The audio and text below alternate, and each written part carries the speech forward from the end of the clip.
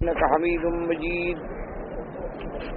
قال الله تبارك وتعالى في كلامه المجيد: أعوذ بالله من الشيطان الرجيم. بسم الله الرحمن الرحيم. ولتكن منكم أمة يدعون إلى الخير ويأمرون بالمعروف وينهون عن المنكر وأولئك هم المفلحون. ولا تكونوا كالذين تفرقوا واختلفوا من بعد ما جاءهم البينات أولئك لهم عذاب عظيم. يوم تبيض وجوه وتسود وجوه، فأما الذين اسودت وجوههم أكفرتم بعد إيمانكم فذوقوا العذاب بما كنتم تكفرون. وأما الذين ابيضت وجوههم ففي رحمة الله هم فيها خالدون. تلك آيات الله نتلوها عليك بالحق وما الله يريد ظلما للعالمين. ولله ما في السماوات وما في الأرض وإلى الله ترجع الأمور. اللہ تبارک و تعالی نے کلام مقدس میں ارشاد فرمایا کہ وَلْتَكُن مِّنكُمْ أُمَّةٌ يَدْعُونَ إِلَى الْخَيْرِ وَيَأْمُرُونَ بِالْمَعْرُوفِ وَيَنْهَوْنَ عَنِ الْمُنكَرِ وَأُولَئِكَ هُمُ الْمُفْلِحُونَ.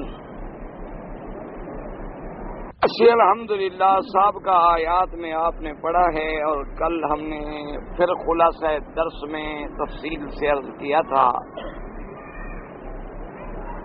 کہ اللہ تبارک و تعالی نے خلاصہ کلام یوں سمجھو کہ اہل کتاب کی دو برائیوں کا ذکر کیا اور انہیں ان برائیوں سے منع کیا.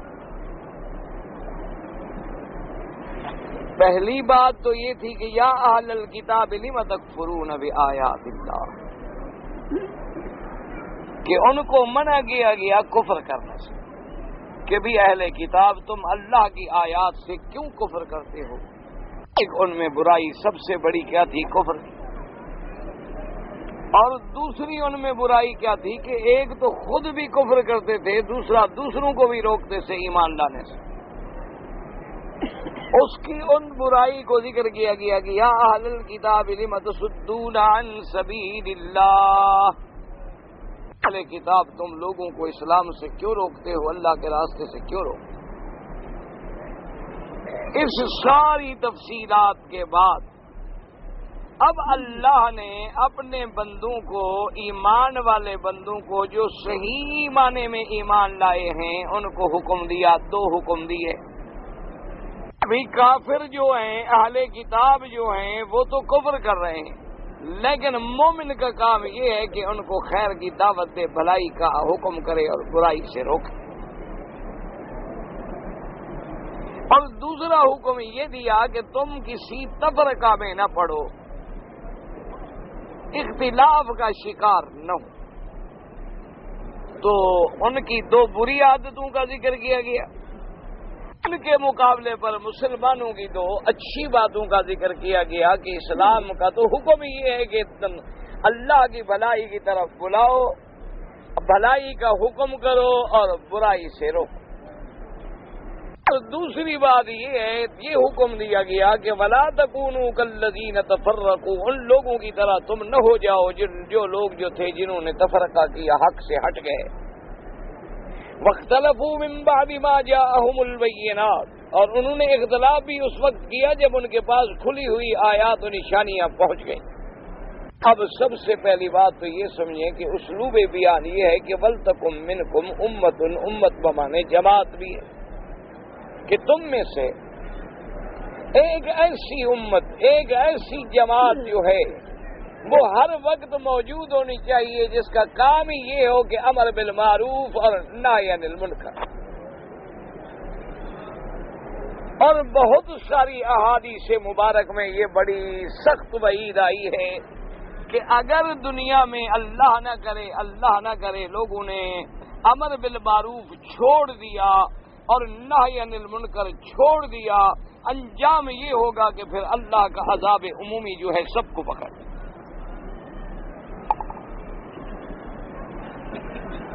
اب امر بالمعروف اور نہی عن المنکر، معروف کا معنی یہ ہے کہ ہر وہ چیز جو شریعت کے اندر ثابت ہے وہ معروف، اور منکر کا معنی یہ ہے ہر وہ چیز جس کو شریعت نے منع کیا ہے وہ منکر۔ اب ایک جماعت کا قائم رہنا، ایک امت کا، ایک جماعت کا قائم رہنا ضروری ہے کہ ہر دور میں، ہر عصر میں، ہر زمانے میں ایک جماعت کا وجود ہو جو لوگوں کو بھلائی کی طرف بلائے اور برائی سے منع۔ ساتھ اللہ تبارک و تعالیٰ نے یہ بھی ارشاد فرما دیا وَأُولَئِكَ هُمُ الْمُفْلِحُونَ، یہی لوگ ہیں فلاح والے، کامیابی والے، جو لوگوں کو امر بالمعروف کرتے ہیں اور نہی عن المنکر۔ اب یہ علیحدہ باتیں ہیں کہ پھر اس کے لیے احکام ہیں، شرائط ہیں۔ بعض علماء کرام نے پابندیاں بھی لگائی ہیں کہ پہلے آدمی خود عالم بنے، خود عامل بنے اور پھر دوسرے کو دین کی دعوت دے، کیونکہ انسان کا اگر اپنا عمل، اپنا کردار صحیح نہیں ہے تو دوسرے پر دعوت جو ہے وہ اثر بھی نہیں کرتی۔ اسی لیے آپ دیکھیں، تاریخ عالم پر غور کریں، تاریخ اسلام پہ غور کریں، آخر کیا وجہ تھی کہ صحابہ رضوان اللہ علیہم اجمعین اور تابعین، تبع تابعین، ائمہ مجتہدین، ائمہ محدثین، ائمہ فقہا جس ملک میں گزرتے گئے دین پھیلتا گیا، اسلام پھیلتا گیا، لوگ جوق در جوق اسلام میں داخل ہوتے۔ آج اگر اس دور کو سامنے رکھا جائے، اس کے مقابلے پر وسائل بھی زیادہ ہیں۔ اگر اس دور میں کسی ملک میں ایک مسجد تھی، آج ہزاروں ہیں۔ اس دور میں اگر دعوت دینے والا ایک انسان تھا، آج اس کے مقابلے پہ ہزاروں ہیں۔ پھر ذرائع اتنے جدید آ گئے ہیں کہ پوری دنیا جو ہے اب وہ سمٹ کر گویا کہ ایک گھر بن گئی، ایک بستی بن گئی، ایک شہر بن گئی۔ آپ دیکھیں نا جی، لاکھوں میل دور بیٹھے ہوں، ٹیلی فون پہ آپ کا رابطہ ہے، 1 منٹ گویا کہ آپ کٹھے بیٹھے۔ اب تو پھر جدید دور آ گیا کمپیوٹر کا، اس کے تو ایسے نیٹ ورک ہے نا کہ جس میں آپ حیران ہو جائیں گے کہ ساری دنیا کو گویا انہوں نے ایک مٹھی میں، ایک بٹن میں بند کیا ہوا۔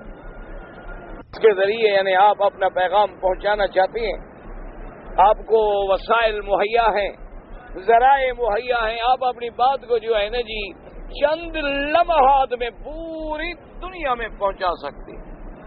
ٹھیک ہے کہ جدید آلات اور جدید وسائل جو ہیں ان کو غلط چیزوں میں استعمال کیا جا رہا ہے، لیکن اگر یہی چیزیں خیر میں استعمال ہو جائیں تو بڑی بات ہے۔ اللہ تبارک و تعالی قادر ہیں اس بات پر۔ اس کے باوجود جیسے کہ اسلام کو پھیلنا چاہیے نہیں پھیل رہا، وجہ یہ ہے کہ ہم لوگ جو ہیں صرف نام کے مسلمان ہیں۔ اب ہمارا حال یہ ہو گیا ہے کہ نعوذ باللہ ثم نعوذ باللہ، جیسے عیسائی ہیں نا جی، کیتھولک ہیں، پروٹسٹنٹ ہیں، تو وہ ہر آدمی یہ چاہتا ہے کہ بس جو کیتھولک ہو گیا تو بس ہماری قوم بڑھ گئی۔ اسی طرح مسلمان بھی یہ سمجھتے ہیں کہ جو آدمی کہتا ہے میں مسلمان ہوں تو بس مسلمان بڑھ گئے۔ کل کو ہماری تعداد 1000 تھی مثلا، آج اگر 2000 ہو گئی تو ہم بڑھ گئے۔ یہ کوئی نہیں سوچتا کہ بھئی صرف عدد نہیں گنے جاتے، اسلام میں تو تمہارے اعمال کا وزن ہوتا ہے، عدد نہیں۔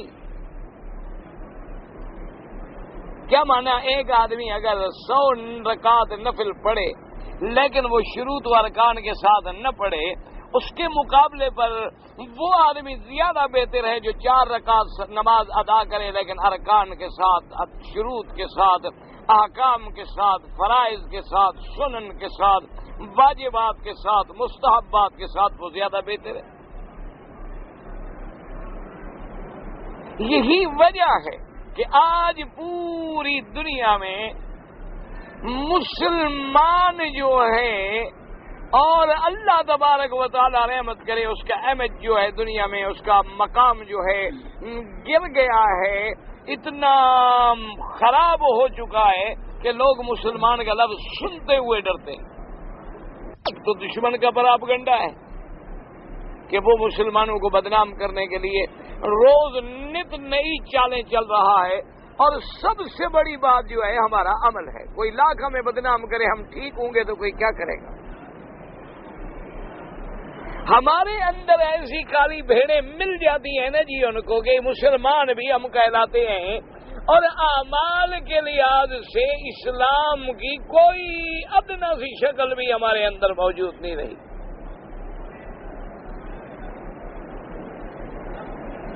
اس کا وجہ اسی لیے بعض علماء نے فرمایا کہ آدمی کی زبان سے اثر تب ہوتا ہے جب وہ انسان اس کام پر خود بھی عمل کرے۔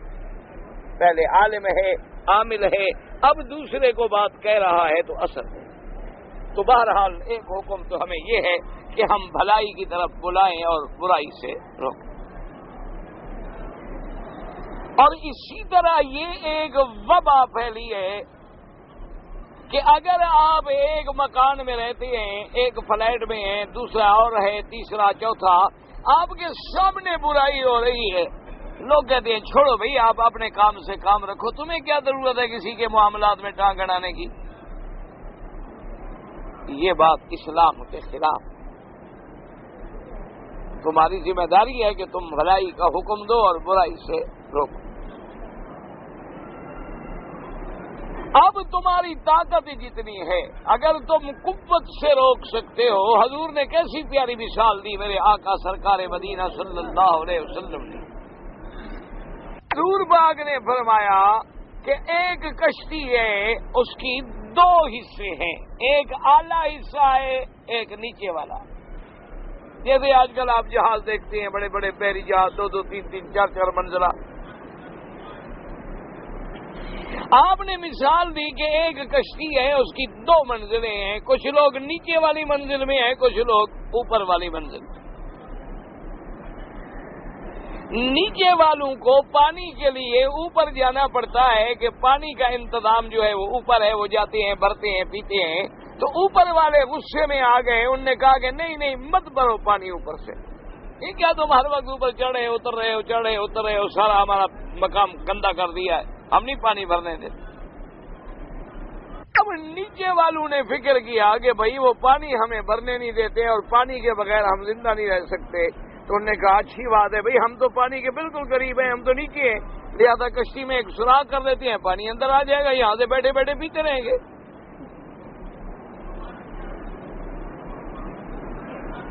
تو اب میرے آقا نے صلی اللہ علیہ وسلم، اللہ کے کروڑوں صلاۃ و سلام ہوں میرے مدنی سرکار پہ، انہوں نے فرمایا کہ اگر وہ ایسا کرنا چاہیں کہ بھئی نیچے کشتی میں سوراخ کر کے پانی اندر آ جائے، اور اب اوپر والے بھی ان کو نہ روکیں، کہیں کہ ٹھیک ہے جی کرتے ہیں، سوراخ تو کرنے دو، ہمیں کیا، ہم تو اوپر بیٹھے ہیں، انجام کیا ہوگا کہ کشتی میں پانی بھر جائے گا اور دونوں ڈوب جائیں گے۔ اور اگر اوپر والے آ جائیں کہ بھئی عقل کی بات کرو، اللہ کے بندے یہ کیا کر رہے ہو، اگر تم سوراخ کرو گے پانی بھر جائے گا، تم بھی مرو گے، ہمیں بھی مارو گے، چلو ہم تمہیں پانی کا انتظام کر دیتے ہیں، کچھ تم لحاظ کرو، کچھ ہم خیال کریں، پانی اپنا لے لیا کرو لیکن کشتی میں سوراخ نہ کرو تو دونوں بچ جائیں۔ اسی لیے میرے آقا نے فرمایا کہ اگر کوئی برائی ہو رہی ہے اور اس کو تم نے اگر نہیں روکا ہے تو یہ نہ سمجھو کہ مجھے کیا پڑی ہے، میرا گھر تو محفوظ ہے پر تیرا گھر بھی محفوظ نہیں رہ سکتا، کیونکہ یہ قاعدہ ہے کہ آگ اگر کہیں جلائی جائے تو اس کی گرمی کے اثرات پہنچیں گے۔ اگر کسی ایک جگہ بدبو پڑی ہو تو اس بدبو کو جب ہوا اڑائے گی تو پھر باقی لوگ بھی اس سے متاثر ہوں گے. ایک آدمی کو بیماری لگے تو وہ جراثیم جو ہیں وہ لاکھوں کو پہنچ جاتے ہیں. تو جب جنس کے اور بدن کے جسم کے جراثیم اتنی دور تک حملہ کرتے ہیں تو جو کفر کے، شرک کے، بدعات کے، احوا کے جراثیم ہیں وہ کیسے اثر نہیں کریں گے اگر تم کسی کو نہ سمجھاؤ گے، اگر تم کسی کو ہدایت نہ کرو، تم کسی کو معروف کی بات نہ سمجھاؤ تو روحانی جراثیم جو ہیں وہ بھی تو اسی طرح حملہ کرتے ہیں.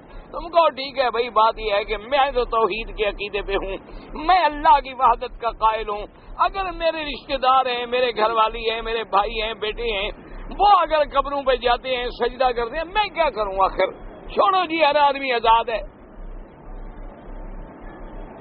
تو نتیجہ کیا نکلے گا کہ جب ہر طرف گمراہی پھیلے گی تو پھر تمہارا بھی دین پہ قائم رہنا مشکل ہو جائے. اس لیے حکم ہے کہ ہر آدمی جتنا اللہ توفیق دے امر بالمعروف کرے اور نہی عن المنکر. اسی لیے ایک حدیث مبارک میں یہ لفظ بھی آئے ہیں، آپ نے فرمایا انصر اخاک ظالما او مظلوما، او کما قال النبی صلی اللہ علیہ وسلم، فرمایا اپنے بھائی کی مدد کرو، ظالم بھی ہو یا مظلوم بھی ہو اس کی مدد کرو. صحابہ رضوان اللہ علیہم اجمعین حیران ہو گئے. انہوں نے کہا حضور ہمیں یہ تو بات سمجھ آ گئی کہ مظلوم کی مدد کریں، لیکن ظالم کی مدد کیسے کریں؟ آپ نے تو فرمایا کہ اگر آپ کا بھائی ظالم ہے اس کی مدد کرو، مظلوم ہے تو مدد کرو. مظلوم کی مدد تو سمجھ آتی ہے کہ اس کو ظلم سے ہم بچائیں، لیکن ظالم کی مدد کیسے کریں؟ حضور نے فرمایا اس کو ظلم کرنے سے روک دیں، اس کو ظلم نہ کرنے دیں، یہ اس کی مدد ہے. ظلم کرے گا تو دین و دنیا میں تباہ ہوگا. جب تم اس کو ظلم سے روک دو گے تو گویا تم نے اپنے بھائی کی مدد کی ہے. وہ برائی کرنا چاہتا ہے، وہ ڈاکہ ڈالنا چاہتا ہے، وہ قتل کرنا چاہتا ہے، وہ چوری کرنا چاہتا ہے، وہ برائی کرنا چاہتا ہے. تم نے بیٹھ کے سمجھایا کہ میرے بھائی یہ شریعت میں حرام ہے، کتاب و سنت میں حرام ہے، یہ چیز عقل میں حرام ہے، ایسا کام نہ کرو، تو یہ اس کی بھی مدد.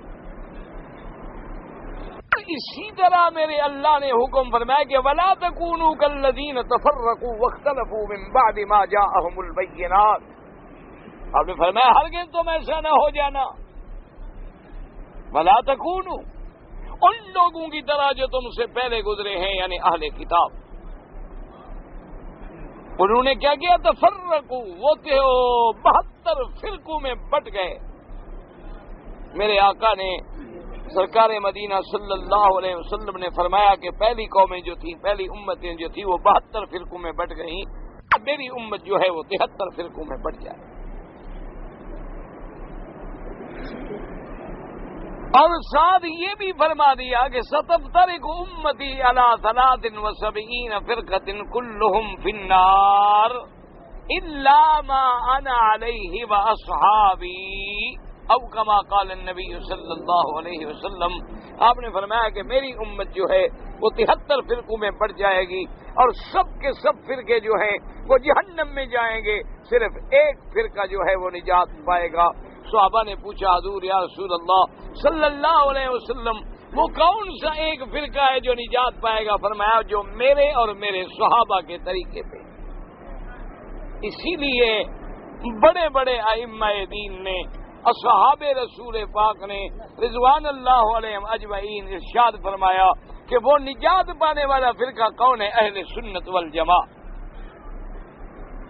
کیونکہ اہل سنت والجماعت کا معنی کیا ہے؟ سنت کا معنی محمد مدنی کا طریقہ صلی اللہ علیہ وسلم، اور جماعت سے مراد کیا ہے؟ جماعت صحابہ رضوان اللہ علیہم اجمعین. اسی لیے میرے آقا نے فرمایا الا ما انا علیہ واصحابی، مگر وہ طریقہ جس پہ میں اور میرے صحابہ. تو اس کی تعریف کیا ہو گئی؟ اہل سنت والجماعت. اب جو سنت سے ہٹ گیا ہے وہ بھی نجات سے ہٹ گیا. اور جو صحابہ رضوان اللہ علیہم اجمعین کی جماعت سے ہٹ گیا ہے وہ بھی نجات سے ہٹ گیا۔ نجات کس کو ملے گی کہ جس نے حضور کا دامن پکڑا ہے صلی اللہ علیہ وسلم، حضور کے نقش قدم پہ چلا ہے، اقوال میں، اعمال میں، افعال میں، اور حضور کا پوری زندگی کا نقشہ ہمیں کہاں سے ملا ہے؟ صحابہ سے رضوان اللہ علیہم اجمعین۔ اسی لیے یاد رکھیں کہ جتنے باطل فرقے ہیں سب سے زیادہ حملہ جو ہے وہ صحابہ پہ ہے۔ جتنے باطل فرقے دیکھ لیں سب سے زیادہ حملہ اصحاب رسول پہ ہے۔ وجہ کیا ہے کہ اصحاب رسول جو ہے وہ دین اسلام کے گواہ ہیں، وہ دین محمد مصطفیٰ کے گواہ ہیں، وہ اللہ کے نبی پر وحی اترنے کے گواہ ہیں، وہ حضور صلی اللہ علیہ وسلم کی شریعت مطہرہ اور دین اسلام کی جزی کے گواہ ہیں صحابہ۔ جب صحابہ بھی ایمان نہیں رہے گا دین خود بخود ختم ہو جائے۔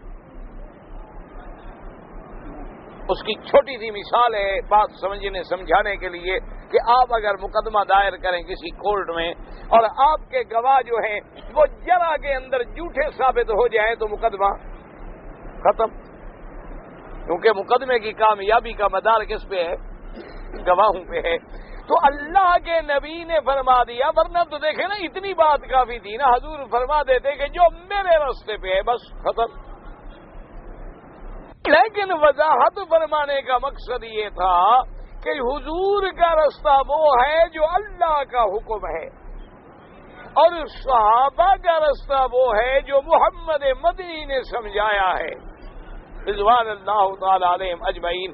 اب دیکھ لیں کہ جو لوگ صحابہ سے ہٹتے گئے، کوئی روافض بن گئے، کوئی خوارج بن گئے، جنہوں نے صحابہ سے دشمنی اختیار کی اور رفض میں آ گئے روافض کہلائے، اور جنہوں نے اہل بیت رسول سے دشمنی اختیار کی وہ خوارج کہلائے۔ اچھا، پھر ان سے آگے فرقے نکلے، پھر کوئی مرجئہ کہلایا، کوئی جہمیہ کہلایا، کوئی کرامیہ بن گئے، کوئی قدریہ بن گئے، کوئی جبریہ بن گئے، انہی سے فرقے بنتے گئے، جیسے کہ میرے آقا نے فرمایا تھا وہ 73 فرقے بن گئے، پھر ہر فرقے کے نیچے سینکڑوں فرقے بنتے چلے گئے۔ اس لیے حضور پاک صلی اللہ علیہ وسلم نے فرمایا وَلَا تَكُونُوا كَالَّذِينَ تَفَرَّقُوا۔ کل بھی میں نے تفصیل سے عرض کیا تھا کہ مجتہدین کا جو اختلاف ہے وہ اختلاف نہیں ہوتا۔ ایسے تو پھر اگر باپ مسلمان ہو جائے اور بیٹا کافر ہے، یا بیٹا مسلمان ہو جائے باپ کافر ہے، اختلاف تو یہاں بھی ہو گیا۔ اگر خاوند مسلمان ہو جائے اور بیوی کافر رہے، یا بیوی مسلمان ہو جائے اور خاوند کافر رہے، اختلاف تو یہاں بھی ہو گیا۔ اگر تم کو کوئی آدمی مارے، تمہارا ڈاکہ ڈالے، چوری کرے، نقصان کرے، تم کورٹ میں جا کے مقدمہ کرو یا پولیس کو جا کے شکایت کرو کہ نہیں ایک جھگڑا نہ کیا کرو، اختلاف نہ کیا کرو، جاؤ گھر بیٹھو، یہ تو کوئی عدل نہیں، یہ تو کوئی انصاف نہیں۔ اسی لیے مجتہدین اور محدثین اور ائمہ کے جو اختلاف ہیں وہ اختلاف ایسے نہیں ہیں، کسی اصول دین میں اختلاف نہیں ہے، ہمیشہ یاد رکھیں۔ کسی اس مسئلے میں جو مسئلہ اللہ کے قرآن کی نص سے ثابت ہے یا فرمان رسول پاک صلی اللہ علیہ وسلم سے بالکل قطعی دلالت کے اعتبار سے ثابت ہے، اس میں کوئی اختلاف نہیں، ہمیشہ یاد رکھیں۔ اختلاف کس میں ہے؟ جو مسائل اجتہاد کی ضرورت پڑ گئی۔ ایک مسئلہ ہے قرآن پاک میں، سنت رسول پاک صلی اللہ علیہ وسلم میں اس کی کوئی واضح مثال ہمیں نہیں ملی، اب اجتہاد کی ضرورت ہو گئی۔ یا ان مسائل میں کہ جن کے اندر حضور سرکار مدینہ کے فرمان کے دو پہلو معلوم ہوتے ہیں، دو باتیں اس سے سمجھ آ رہی ہیں، وہاں اختلاف ہو گیا۔ ورنہ بنیادی مسائل میں، اصول دین میں، اصول ایمان میں، اصول احکام میں جو مسائل قرآن و حدیث سے ثابت ہیں، یاد رکھیں اس میں کوئی اختلاف نہیں، کوئی جھگڑا نہیں، کوئی انتشار نہیں۔ اس کی میں چھوٹی سی مثال عرض کر دوں، مثلا جتنے دنیا میں محدثین گزرے، مفسرین گزرے، ائمہ گزرے، فقہا گزرے، علماء گزرے، آج تک کسی آدمی نے کہا ہے کہ فجر کی نماز جو ہے 2 رکعت نہیں ہے بلکہ 4 رکعت ہے؟ کوئی اختلاف ہے؟ اختلاف نہیں، ہو نہیں سکتا، سوال ہی پیدا نہیں ہوتا۔ کسی مسلک کے امام نے آج تک یہ کہا ہے کہ رمضان کے 1 مہینے کے روزے فرض نہیں ہیں بلکہ فلاں سن میں 1.5 مہینہ روزے ہیں؟ سوال ہی پیدا نہیں ہو سکتا۔ آج تک کسی نے یہ کہہ دیا ہے کہ بھی حج جو ہے وہ زندگی میں 1 دفعہ فرض نہیں بلکہ 2 دفعہ فرض ہے؟ سوال ہی پیدا نہیں ہوتا، اختلاف ہو ہی نہیں سکتا۔ دیکھ لیں حضور پاک کے زمانے سے نمازیں کتنی ہیں؟ 5۔ زکوٰۃ سال میں 1 دفعہ دینی ہے۔ کوئی دنیا میں ایک مجتہد، ایک آدمی نہیں کہتا کہ سال میں 2 دفعہ دینی ہے یا 3 دفعہ دینی ہے۔ سارے سال میں 1 مہینے کے روزے فرض ہیں، کوئی اختلاف نہیں۔ اب مہینہ کبھی 29 کا بھی ہو سکتا ہے، مہینہ کبھی 30 کا بھی ہو سکتا ہے، لیکن کوئی بھی 1.25 مہینہ، 1.5 مہینہ، 2 مہینے یا 15 دن کے روزے نہیں کہتا۔ جو بات واضح ہے وہ واضح ہے، زندگی میں حج 1 دفعہ فرض ہے، فرض ہے۔ اسی طرح یاد رکھیں مثلا نص سے قطعی آ گئی کہ حرمت علیکم امہاتکم، کہ تم پر تمہاری مائیں حرام، ماں سے نکاح نہیں ہو سکتا، بیٹی سے نکاح نہیں ہو سکتا، بہن سے نکاح نہیں ہو سکتا۔ آج تک کوئی مائی کا لال نعوذ باللہ جرأت کر سکتا ہے کہ اس میں کوئی اختلاف ہو؟ سوال ہی پیدا نہیں ہوتا۔ اب دیکھیں اختلاف کن مسائل میں آیا؟ مثلا دعائے قنوت ہے۔ امام شافعی رحمت اللہ علیہ کے نزدیک صبح کی نماز میں، فجر کی نماز جب امام پڑھائے تو اس میں آخری رکعت میں دعائے قنوت پڑھے۔ دعائے قنوت جو ہے کھڑے ہو کے ہاتھ اٹھا کے دعا مانگتے ہیں۔ باقی ائمہ کرام فرماتی ہیں کہ نا، دعائے قنوت تو سنت ہے، لیکن کب ہے کہ جب کسی مسلمان ملک میں مسلمانوں پر کوئی ظلم ہو، کوئی مصیبت آ جائے، تو اب مسلمانوں کا فرض ہے کہ ان کے لیے دعائیں کریں اور ان کے دشمنوں کے لیے ہلاکت کی دعائیں کریں، اور نماز میں اس کو کہتے ہیں قنوت نازلہ۔ اب حضور نے دعا تو مانگی، لیکن باقی ائمہ محدثین نے فرمایا کب مانگی؟ جب مسلمانوں پہ مشکل وقت آئے۔ امام شافعی رحمۃ اللہ علیہ نے فرمایا کہ بھئی حضور سے مانگنا تو ثابت ہے نا، جب مانگنا ثابت ہے تو سنت تو ہو گئی، اور پوری دنیا میں مسلمان کہیں نہ کہیں تو مصیبت پہ ہوتا ہی ہے، لہذا ان کے نزدیک اب اس مسئلے میں تو 2 قول بن گئے، لیکن فجر کی نماز میں کوئی جھگڑا نہیں ہوا۔ تو اس لیے ہمیشہ یاد رکھیں کہ مجتہدین کا جو اختلاف ہے، یا کسی واقعے میں صحابہ رضوان اللہ علیہم اجمعین کے درمیان میں اختلاف ہو گیا، تو وہ اختلاف جو ہے ایسا اختلاف نہیں ہوتا جس کی مذمت کی جائے، بلکہ اس اختلاف سے تو دنیا کو علم ملا، دنیا کے لیے اللہ نے راہیں کھولی، دنیا کے سامنے بڑے بڑے واقعات آ گئے۔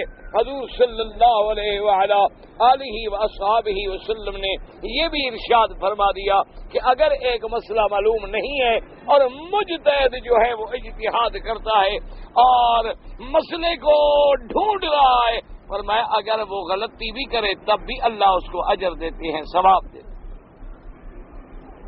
کیوں کہ اس نے محنت تو کی نا، اور اگر اس نے محنت کی اور صحیح راستے پہ پہنچ گیا، اب اللہ اس کو 2 اجر دیتے ہیں، ایک محنت کرنے کا اور ایک صحیح راستے پہ پہنچنے کا۔ یہ ہمیشہ یاد رکھیں، ایسے اختلاف جو ہیں وہ اختلاف نہیں ہوتے۔ اختلاف کا معنی ہوتا ہے صراط مستقیم کو چھوڑ کے ہٹ جانا۔ میرے مدنی پاک کے فرمان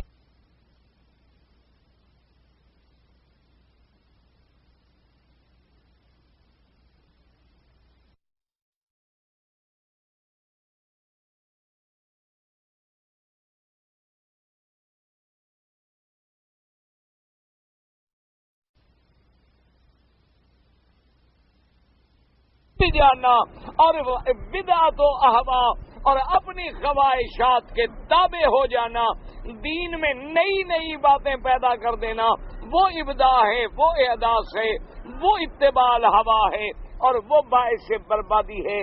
ورنہ جو مجتہدین کا اختلاف ہے، ایک مسئلے میں امام بخاری رحمۃ اللہ علیہ کی ایک رائے مبارک ہے، امام مسلم رحمۃ اللہ علیہ کی ایک رائے مبارک ہے، لیکن وہ ان کا اجتہاد ہے، انہوں نے اجتہاد کیا۔ اس لیے ہمیشہ یاد رکھیں کہ ایسی آیات مبارکہ کو بعض لوگ جو ہیں اللہ نہ کرے ائمہ کے اوپر لگا دیتے ہیں، یا حنفی شافعی مالکی حنبلی کے اختلاف پہ لگا دیتے ہیں، یہ بہت بڑی زیادتی ہے۔ اللہ تبارک و تعالی انہیں بھی اور ہمیں بھی حق بات سمجھنے کی توفیق عطا فرمائے۔ تمام ائمہ محدثین، تمام ائمہ مجتہدین، تمام ائمہ فقہا، اللہ سب کی قبروں پہ کروڑوں رحمتیں فرمائے۔ ان سب کا مقصد کیا تھا؟ اتباع سنت رسول اللہ صلی اللہ علیہ وسلم۔ فرقے کون سے ہیں؟ جو اتباع رسول سے ہٹ گئے ہیں۔ فرقے کون سے ہیں؟ جو جماعت سے ہٹ گئے ہیں۔ فرقے کون سے ہیں؟ جو سنت سے ہٹ گئے ہیں۔ جیسے کہ پہلی امتیں برباد ہوئیں اور جیسے کہ حضور کے زمانے میں بھی کئی فرقے بن گئے، اللہ معاف کرے، اللہ معاف کرے۔ پھر ایک ایک فرقے کے سینکڑوں آگے جماعتیں بنتی گئی، فرقے بنتے گئے اور دین سے دور ہوتے چلے گئے۔ اللہ نے حکم دیا خبردار ایک اس چیز سے بچنا، وَلَا تَكُونُوا كَالَّذِينَ تَفَرَّقُوا وَاخْتَلَفُوا مِن بَعْدِ مَا جَاءَهُمُ الْبَيِّنَاتُ، فرمایا ان لوگوں کی طرح نہ ہو جانا جن لوگوں نے اختلاف کیا، جن لوگوں نے فرقہ بندی کی، راہ ہدایت سے ہٹ گئے، روشنی آنے کے بعد، آیات آنے کے بعد، بینات آنے کے بعد، فرمایا اولئک لہم عذاب عظیم، یہی لوگ ہیں جن کے لیے عذاب ہے بہت بڑا۔ آگے فرما دیں یوم تبیض وجوہ وتسود وجوہ، فرمایا پھر قیامت کے دن ایک دن ایسا آئے گا جس میں کچھ چہرے جو ہیں وہ سفید ہوں گے اور کچھ جو ہیں وہ سیاہ ہوں گے۔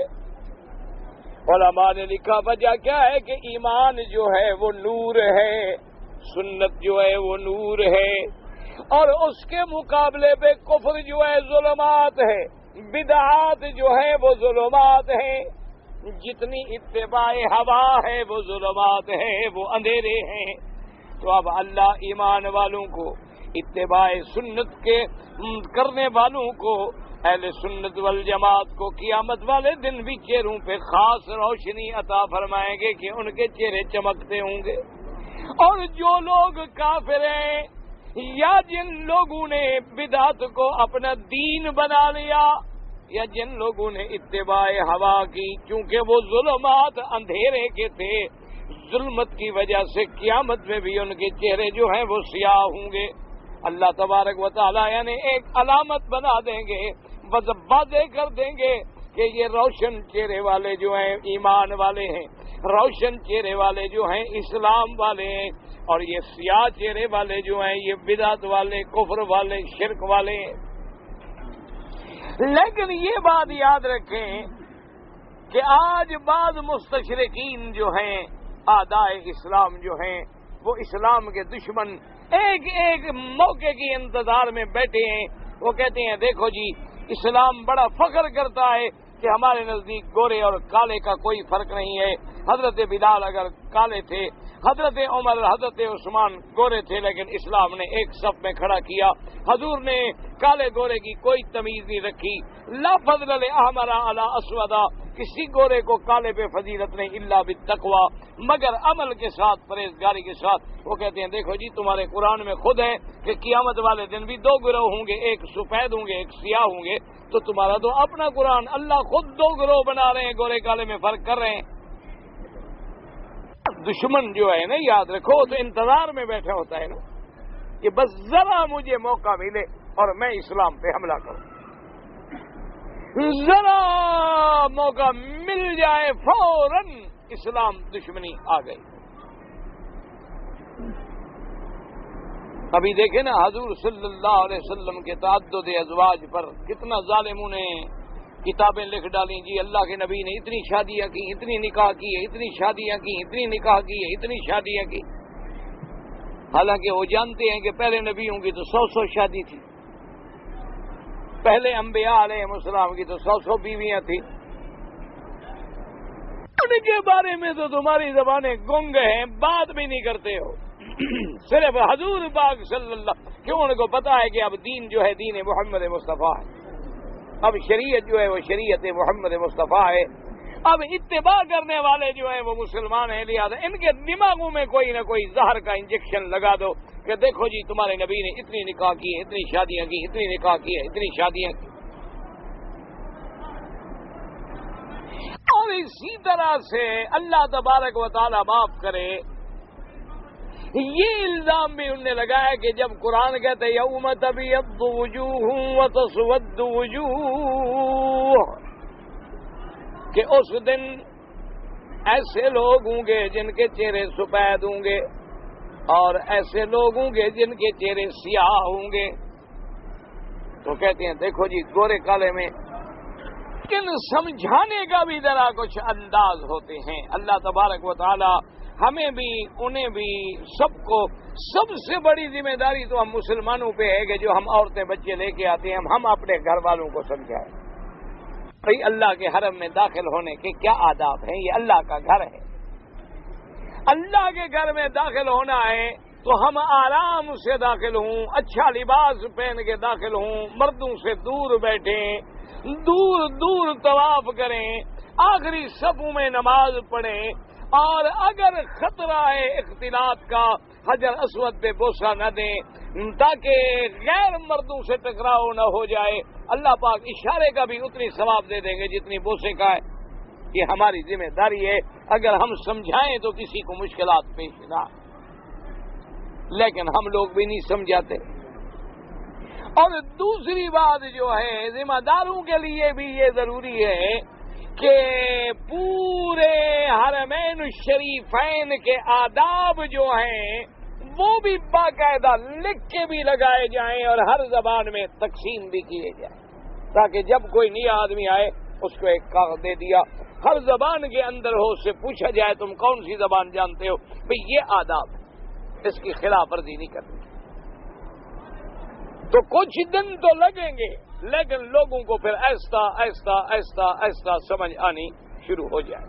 اسی طرح آپ دیکھیں نا جی کہ باہر کے ملکوں میں جاتے ہیں، اب نئے آدمی ہیں، آپ نے غلط جگہ گاڑی اپنی پارک کر دی ہے، وہ آپ کو کچھ نہیں کہیں گے،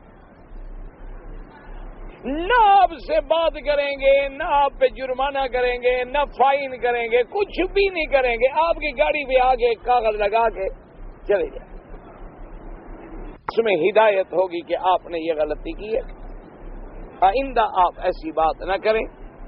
ان مقامات پہ یہ نشانی لگی ہو تو گاڑی کھڑی کر سکتے ہو، یہ نہ لگی ہو تو کھڑی نہیں کر سکتے ہو. اب دوسری دفعہ غلطی کرے گا پھر ایک اور ذرا سخت کاغذ لگا دیں گے، تیسری دفعہ جب غلطی کرے گا تو پھر ٹھیک ٹھاک پکڑ لیں گے کہ بھئی ایک دفعہ نصیحت کی ہے، دو دفعہ نصیحت کی ہے، پھر بھی یہ تو عادی ہے، اس کا مطلب ہے یہ تو جرم سے باز نہیں آتا، اب اس کو ذرا ٹھیک کریں آپ. تو اس لیے بہرحال ہمیں بھی سب سے بڑی ذمہ داری تو ہم پر ہے. کلکم مسئول عن رعیتہ، حضور نے فرمایا ہر آدمی جو ہے وہ اپنے تابع جو ہیں اس کے مسئول ہے، ایک فیکٹری والا اپنے مزدوروں کا ذمہ دار ہے، ایک گھر والا اپنے بیوی بچوں کا ذمہ دار ہے، جس کو بھی اللہ نے کہیں بڑا بنایا ہے وہ باقی سب کا مسئول ہے۔ اگر ہر آدمی اپنی اپنی مسئولیت کا خیال کرے تو دین کا مسئلہ بڑا آسان ہے۔ تو اب یاد رکھیں، بات سنیں کہ اسلام یہ کہتا ہے کہ گورے کالے کا فرق نہیں ہے، اصل عزت ہے اسلام سے۔ اور اسلام میں الحمدللہ آج تک حضور کے زمانے سے لے کر آج تک کوئی فرق نہیں، ادھر گورا ہے، ادھر سفید ہے، ادھر کالا ہے، ادھر گندم گوڑ ہے، سب ایک سب میں کھڑے ہیں، نمازیں پڑھ رہے ہیں۔ اور کتنے بڑے لوگ ہیں جن کے استاد گورے، پڑھنے والے طالب جو ہیں وہ گورے ہیں اور استاد پڑھانے والا کالا ہے، استاد کے ہاتھ چوم رہے ہیں، محبت کر رہے ہیں۔ اسلام میں کوئی فرق نہیں۔ جو اللہ ذکر کر رہے ہیں یہ تو یوم الجزا ہے، قیامت والا دن۔ تو تم اس قید خانے کی زندگی کو دنیا کی زندگی سے ملاتے ہو؟ تم جن کو سزائیں دیتے ہو قید خانے میں، تم کیا کرتے ہو؟ لباس الگ، اس کی قیدی کی وردی الگ، اس کی رہنے کی جگہ الگ، اس کے کھانا الگ، اس کے برتن الگ۔ وہاں جانے کے بعد تو جزا کا معاملہ ہے، اس لیے وہاں جو ہے کچھ لوگ سفید ہوں گے اور کچھ لوگ جو ہیں وہ سیاہ ہوں۔ اور یہ سفیدی اور سیاہی وجہ کیا ہے کہ ایمان جو ہے وہ نور ہے اور کفر جو ہے وہ ظلمات ہے۔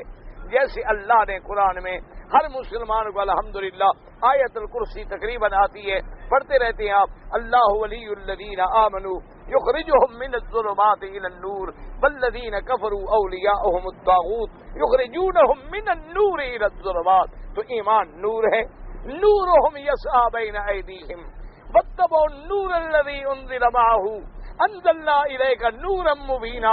قرآن نور ہے، ایمان نور ہے، تو پھر جب نور ہوگا تو اس کے اثرات قیامت والے دن بھی واضح ہوں گے۔ شرک ظلمات ہے، کفر ظلمات ہے، بدعات ظلمات ہیں، اہوا ظلمات ہیں، پھر اس ظلمات کے اثرات جو ہیں وہ بھی قیامت والے دن۔ ایک بات یہ یاد رکھیں اور دوسری بات یہ یاد رکھیں کہ بعض لوگوں نے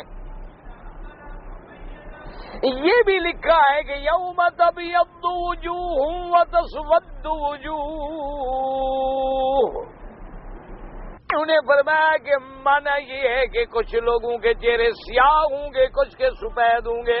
وہ کہتے ہیں یہ معنی یہ ہے کہ جیسے آج دنیا میں کسی آدمی کو خوشی کی خبر ملے نا تو چہرہ کھل جاتا، اور کسی آدمی کو مصیبت پڑ گئی، غم آ گیا، کوئی حادثہ ہو گیا تو وہ ایسے کڑتے آدمی ایسے معلوم ہوتا ہے کہ رنگ اڑ گیا اس کا۔ ہم کہتے ہیں نا محاورات میں بھی رنگ اڑ گیا۔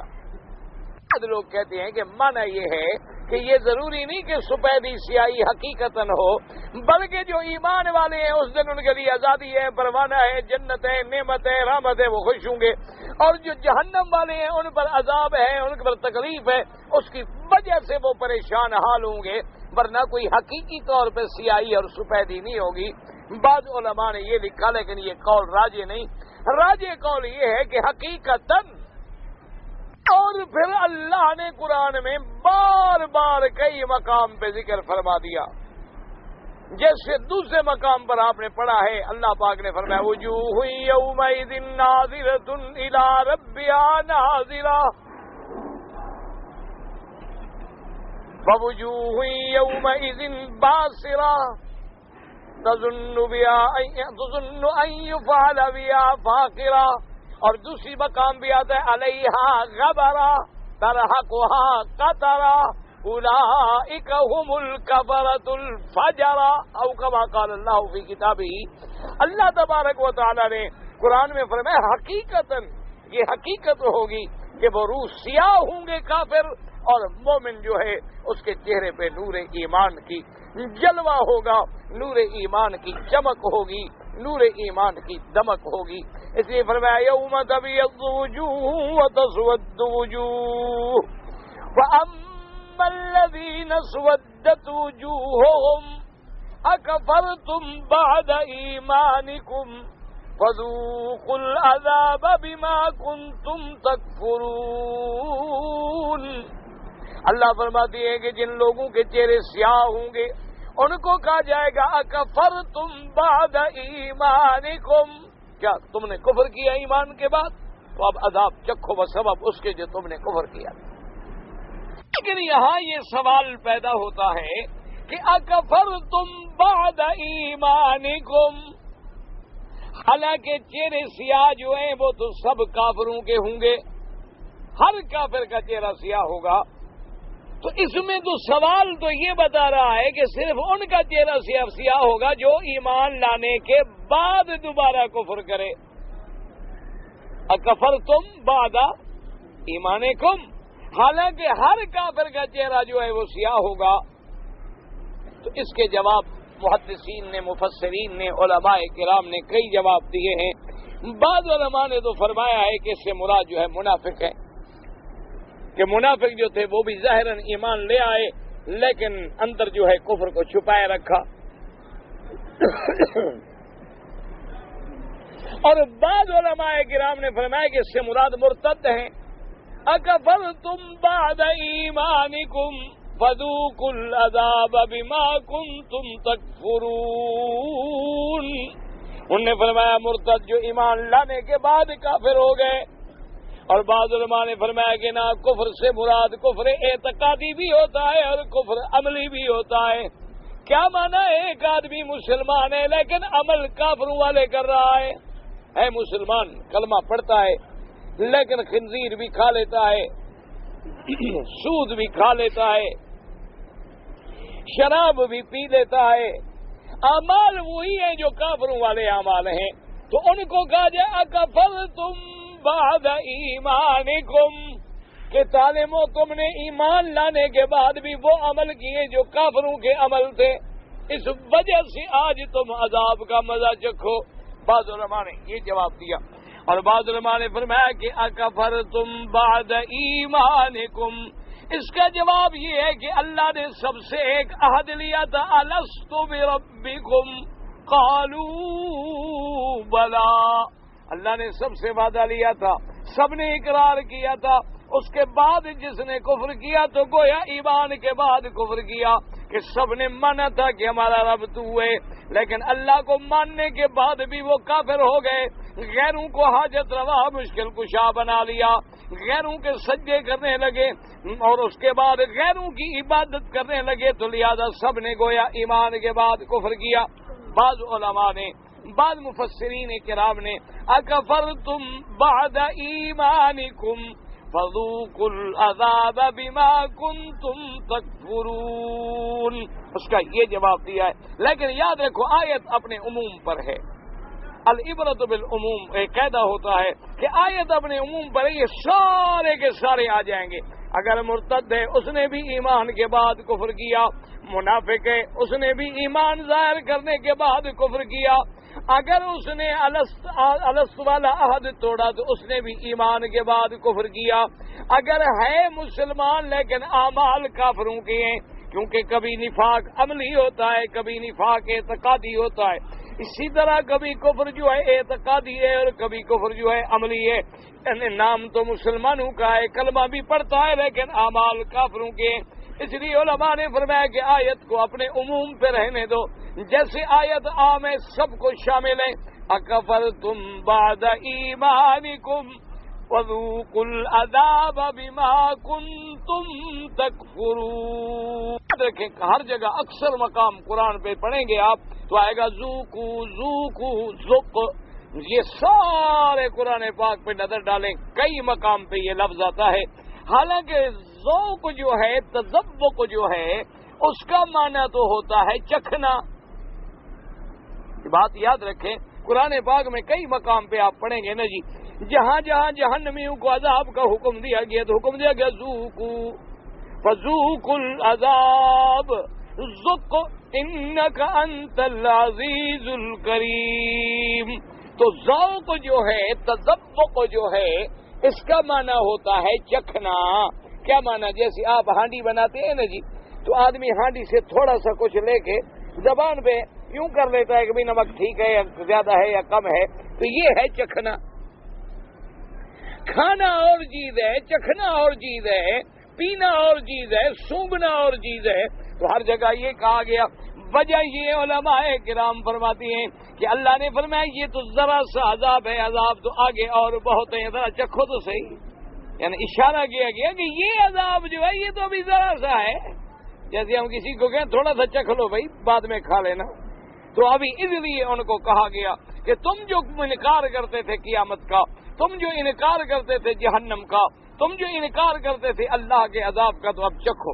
مانا یہ ہے کہ یعنی یہ بھی ان کے لیے بطور سزا ہے، فذوقوا العذاب فذوقوا العذاب بما کنتم تکفرون، بما کنتم، علماء نے فرمایا بات سببیہ ہے، یعنی وجہ کیا، یہ بھی اللہ کا عدل ہے کہ اللہ پاک جہاں جہاں مومن کو انعام دیتے ہیں وہاں تو اللہ تبارک و تعالی انعام کے وجوہات کا ذکر زیادہ نہیں فرماتے، کیونکہ شان کریم یہی ہوتی ہے، بادشاہوں کی شان یہی ہوتی ہے کہ جب کسی کو انعام کریں تو یہ نہ بتلاتے رہیں کہ بھائی یہ انعام اس لیے، لیکن جب کسی کو سزا دیں تو پھر عدل کا تقاضا یہ ہوتا ہے کہ اس کا جرم ساتھ بتلایا جائے۔ اس لیے قرآن ہر جگہ جہاں بھی سزا آئی، عذاب آیا، وہاں وجہ بیان کرتی ہیں، فرمایا وما ظلمناہم ولکن کانوا انفسہم یظلمون، ہم نے ان پہ کوئی ظلم نہیں کیا، اللہ تبارک و تعالیٰ کی ذات منزہ ہے ظلم سے، وما ربک بظلام للعبید، اور کہیں فرماتے ان اللہ لا یظلم مثقال ذرۃ، کیونکہ اللہ کی ذات جو ہے تمام صفات نقصان سے منزہ ہے، اس کی ذات پاک ہے، اس کی ذات مقدس ہے، وہ سبوح قدوس ہے، اس لیے فرماتی ہے آج جو ہم تم کو عذاب دے رہے ہیں یہ کوئی اللہ کی طرف سے عذاب بلا وجہ نہیں، بلکہ فذوقوا العذاب بما کنتم تکفرون، یہ عذاب اس لیے چکھو جس کے تم نے کفر کیا، میں نے تمہیں نعمتیں دی تم نے کفر کیا، میں نے تمہیں انسان بنایا، میں نے تمہیں حواس خمس دیے، میں نے تمہیں قوات علمیہ دی عملیہ دی، لیکن تم نے ان ساری قوات کو شرک میں استعمال کیا، کفر میں استعمال کیا، بدعات میں استعمال کیا، احوا میں استعمال کیا، غیر اللہ کی پرستش میں استعمال کیا، تو جب میری دی ہوئی چیزیں تم نے میرے خلاف استعمال کیے تو آج پھر مزہ چکھو عذاب کا جو میں نے تمہارے لیے تیار کر رکھا ہے۔